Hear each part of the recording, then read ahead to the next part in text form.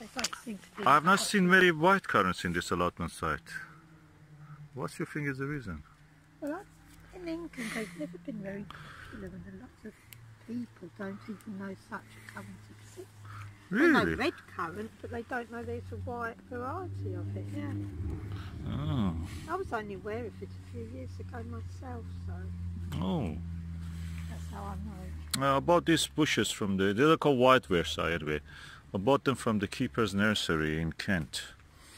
And they were giving us every year fruits, beautiful fruits. And this year, for one reason, we didn't have the time to harvest. So we are not harvesting near late July. And they stood there, although the plant itself almost was killed by the drought. The leaves and everything dried and fell. Berries survive. But the fruit survived, yeah. And some of the leaves are now coming back again. So we had the rain. It's drought resistant, I believe. This is a very resistant. So if it is white Versailles, that may mean it's from France, and that means that they're kind of used to the drier conditions.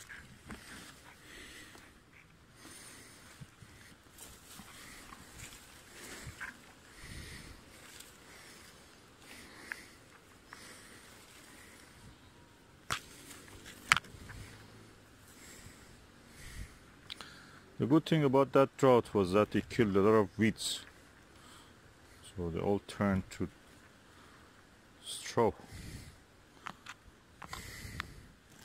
Became nothing. Husk.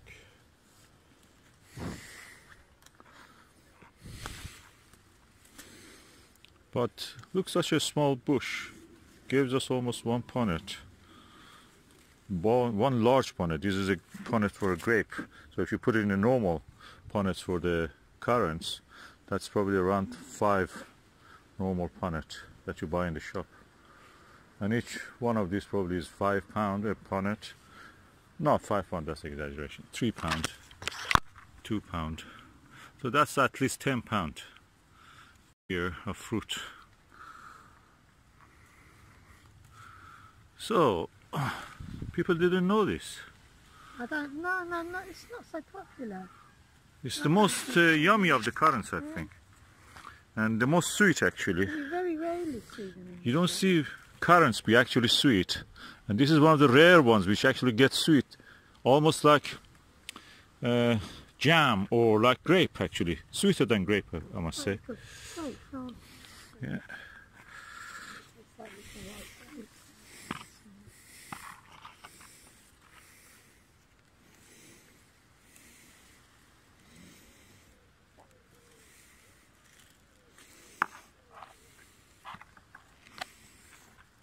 It's so nice, rewarding to forage in our allotment, in our own orchard that we created. The hard work, we spent a lot of money buying the plants, but working hard, and we get the reward of it, having things that you don't find in the shops, or if you find, they come at a good price, because we know that how difficult it is to carry them, to transport them. They don't travel well. They get easily damaged. And we understand the farmers have a right to ask for a price for such a delicate, beautiful crop.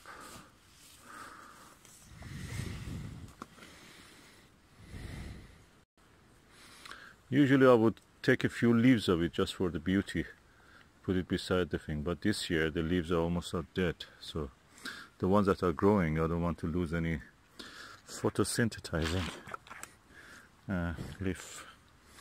Hoping that the plant will actually recover and grow for the next year.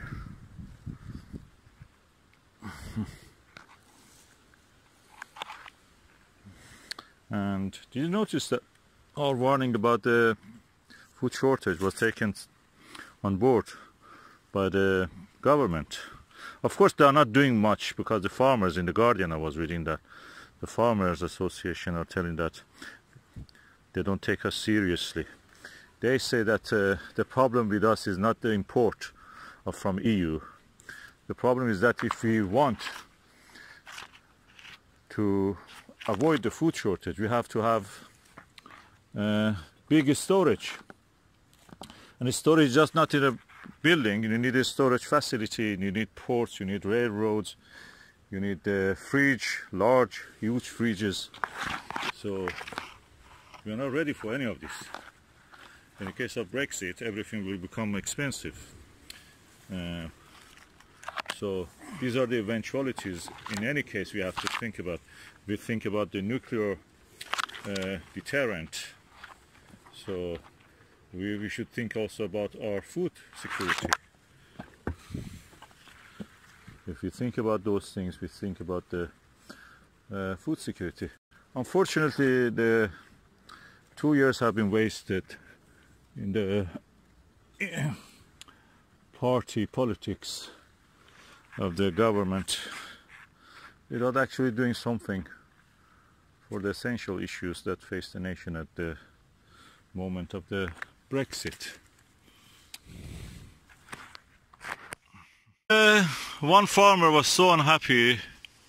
He's a representative of the farmers. He told that this lot, he meant by the lot the current government, they cannot even run an efficient chip shop, let alone provide food security for Britain. And the Brexit actually is going the way that nobody thought. And anyway, I'm not going to talk about this Brexit issue anymore. We are harvesting our white currant. We won't go hungry. We will not go hungry, at least for a while, because we are growing our own food. We have invested, we thought ahead. As a farmer, as a smallholder, we thought ahead. Or we can avoid being disappointed. We had two of these white Versailles white currants, and we completely forgot that we have two. This one actually looks better. The fruits are larger, and I suppose it's because this one was well established compared to the other one, which was a little bit on the way and not watered well probably, or was attacked by chickens.